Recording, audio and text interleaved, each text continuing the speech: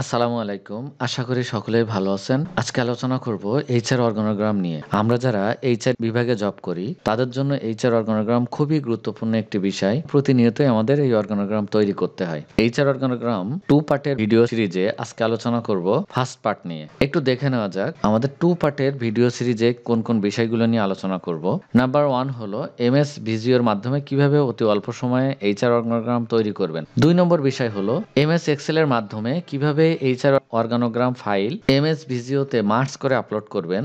তৃতীয় নম্বর যে বিষয়টি নিয়ে আমরা আলোচনা করব এমএস ভিজিওর মাধ্যমে কিভাবে এক ক্লিকে ছবি সহ অতি অল্প সময়ে এইচআর অর্গানোগ্রাম তৈরি করবেন সেই বিষয়গুলো নিয়ে বিস্তারিত আলোচনা করব। তাহলে প্রথমে আমরা একটু ভিজিও সম্পর্কে ধারণা নেওয়ার চেষ্টা করব। যেমন আমরা একটি ফাইলের এখানে নিউতে ক্লিক করলে এখানে দেখতে পাবো যে এমএস অফিসের অনেকগুলো প্রোগ্রাম আছে, যেমন Microsoft Access database, Microsoft Word document, এখানে মাইক্রোসফট প্রজেক্ট ডকুমেন্ট, তারপরে মাইক্রোসফট পাওয়ার পয়েন্ট। তদ্রূপ ভাবে মাইক্রোসফট ভিজিও ড্রয়িং, অনেকের কম্পিউটার বা ল্যাপটপে মাইক্রোসফট ভিজিও নাও থাকতে পারে। যদি না থাকে সেক্ষেত্রে আপনারা আলাদাভাবে ইনস্টল করে নেবেন। তো আমরা প্রথমে একটু দেখে নেওয়া যাক কিভাবে ওপেন করব। আমরা এখানে নিউ ফোল্ডারে গিয়ে ভিজিও ড্রয়িংটা আমরা ওপেন করব। করার পরে একটু নাম দিলাম অর্গানোগ্রাম ORG, আমরা লিখলাম ORG।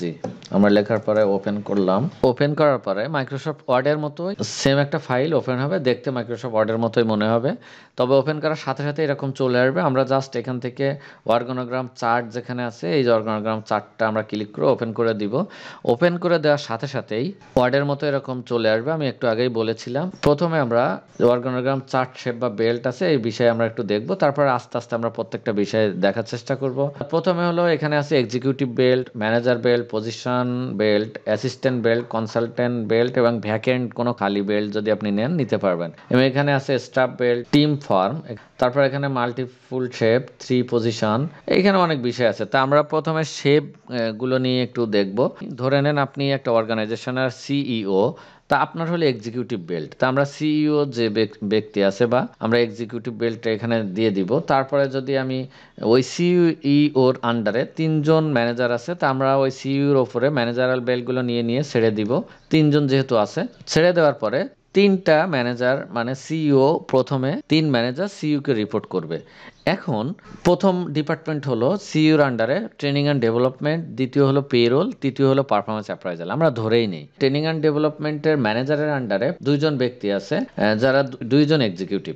তারপরে পেরোল ম্যানেজমেন্টে আমরা পজিশনাল বেল্ট, ওনার আন্ডারে আছে 1জন। তারপরে যদি ট্রেনিং অ্যান্ড ডেভেলপমেন্টে আমরা চিন্তা করি তো ওনার আন্ডারে আছে পজিশনাল বেল্ট 1জন আছে। এই হলো আমার পজিশনাল বেল্ট। আবার একটু বলি, আপনার অর্গানাইজেশনে সিইও, তার আন্ডারে 3জন ম্যানেজার আছে। প্রথম ব্যক্তি হলো training and development, payroll management, তৃতীয় হলো পারফরমেন্স অ্যাপ্রাইজাল ডিপার্টমেন্ট। প্রথমে ট্রেনিং অ্যান্ড ডেভেলপমেন্টে 2জন এক্সিকিউটিভ আছে এবং পেরোলের 1জন এক্সিকিউটিভ আছে এবং পারফরমেন্স অ্যাপ্রাইজালের 1জন এক্সিকিউটিভ বা অফিসার আছে, তার হেল্পিং হ্যান্ড আছে। এখন আমরা আরেকটু দেখি অ্যাসিস্ট্যান্ট বেল্ট। ট্রেনিং অ্যান্ড ডেভেলপমেন্টে যে 2জন অফিসার বা এক্সিকিউটিভ আছে, এই যে নিচের যে ব্যক্তি আছে তার আন্ডারে 1জন অ্যাসিস্ট্যান্ট আছে, তা আমি তার উপরে ছেড়ে দিলাম। এখন এইখান থেকে আবার নিয়ে নিয়ে এর আন্ডারে 1জন অ্যাসিস্ট্যান্ট আছে, আমরা ছেড়ে দিলাম, এবং অ্যাসিস্ট্যান্ট এর আন্ডারে 1জন অ্যাসিস্ট্যান্ট আছে, আমরা এখানে ছেড়ে দিলাম। তা এই হলো মোটামুটি আমাদের সিস্টেমটা, অর্গানোগ্রামটা তৈরি হয়ে যাচ্ছে। তা প্রথমে আমি আবারও বলি, এখানে একটা বিষয় খুবই গুরুত্বপূর্ণ, যে বিষয় হলো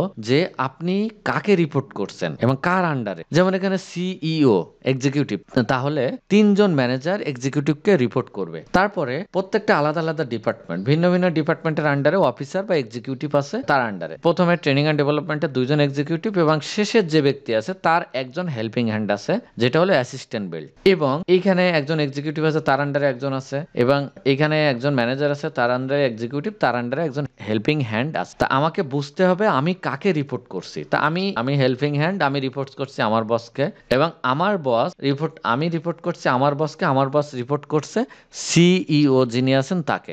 এখানে আমি হেল্পিং হ্যান্ড বা অ্যাসিস্ট্যান্ট বেল্ট, আমি রিপোর্ট করছি আমার যে অফিসার আছে তাকে, এবং সে রিপোর্ট করছে ম্যানেজারকে, ম্যানেজার রিপোর্ট করছে সিইওকে। আমাকে রিপোর্টিংটা জানতে হবে। তা এটা হলো ম্যানুয়ালি পদ্ধতি। তারপরে এইখানে শেপগুলো আছে, এখানে অনেকগুলো শেপ আছে, অর্গানাইজেশন চার্ট। আমি এখান থেকে আমি যদি সার্কেলটা দেই, আমি চেঞ্জ করে দিতে পারবো, চেঞ্জ করে দিলে এরকম চেঞ্জ হয়ে যাবে। তা আমার আগে যেটা ছিল এটাই মনে হয় ভালোই লাগছিল, তো আমি ওইটাই আবার ফিরে যাই, রিটার্ন করি।